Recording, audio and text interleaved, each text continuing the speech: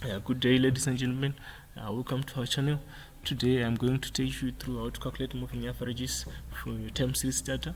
And with me today I have my time series data, which is for Zimbabwean precipitation from 1901 up to 2020, as we can see here. So, alright, before we go through the calculation of moving averages, let's try to plot this data on a graph and see how it looks like. Okay, so I come to insert, and then I want to plot a line graph for this data. So I come here and select this graph. So you can see this is the graph for the precipitation in Zimbabwe, and it's kind of irregular components is too much, and you can't detect the trend or the direction of the data. So in cases like this, you have to calculate the moving averages to remove the irregular component and maybe the seasonality if it is there, so that you have a smooth direction where your data leads. Okay, so to calculate moving average, okay, let me add a column here for the moving average. Moving average like this.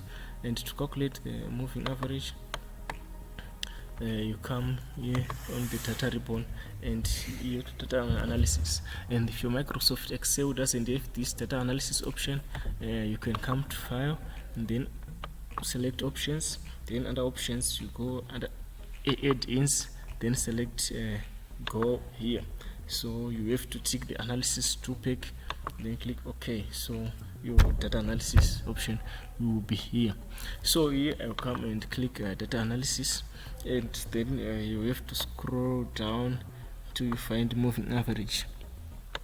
Here is the moving average option, and then you select OK. Okay, so here the input range, you select this up arrow, and then here is where you're going to select this column, which is the precipitation figures. Okay, and then bring it here.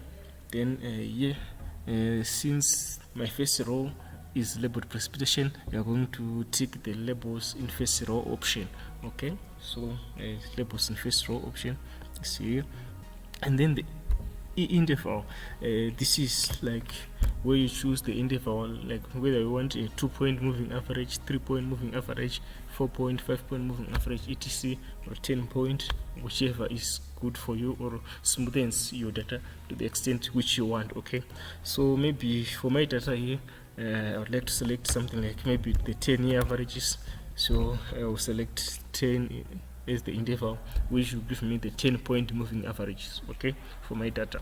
And then for the output range, you select this arrow here, and then you come and select this column which you want your moving averages to be placed over there. Okay, and then come back here, and then chart output, you can select this if you want it to plot the graph for you for the moving averages soon after it calculates them, or maybe you can do that manual on your own using the column which will label moving averages. Okay, so here I'm going to click OK, and then these are my moving averages for the data. Okay, so yeah, you find out. All right, let me add this column to the graph that we once plotted here.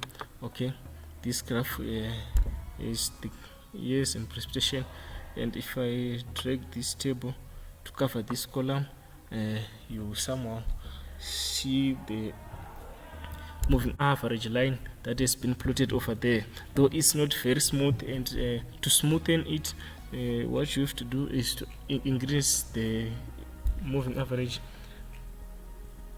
interval. Okay, this one is the 10-point, but maybe to make it more smooth, maybe you can select 15-point, 20-point moving average, which will make it more smooth than this and depict a more clear trend for the data.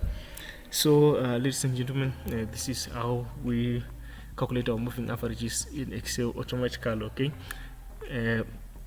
if you don't want to calculate automatically, You can also manually use the formula if you know the formula that you are summing this and dividing by this number, and then you copy the formula down the column.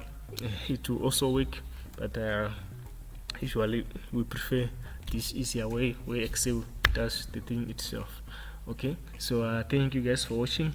We hope this video has been helpful, and we hope you're going to like and subscribe to our channel for more videos that we'll be posting.